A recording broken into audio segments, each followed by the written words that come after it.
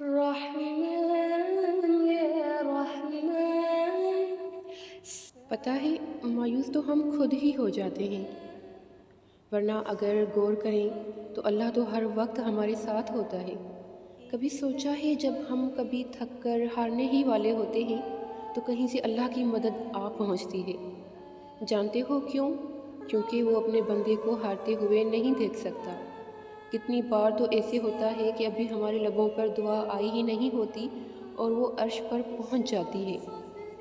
जानते हो क्यों? ताकि हम जान सकें कि अल्लाह दिलों के हाल से भी वाकिफ़ है। कभी ऐसा होता है कि कुछ पाने को, कुछ हारने को जी चाह रहा होता है, लेकिन वो सब नामुमकिन लग रहा होता है, लेकिन पता नहीं थोड़े वक्त में हम उसे कैसे हासिल कर लेते हैं। जानते हो क्यों? ताकि हम ये जान सकें कि अल्लाह नामुमकिन को भी मुमकिन करने पर कादिर है।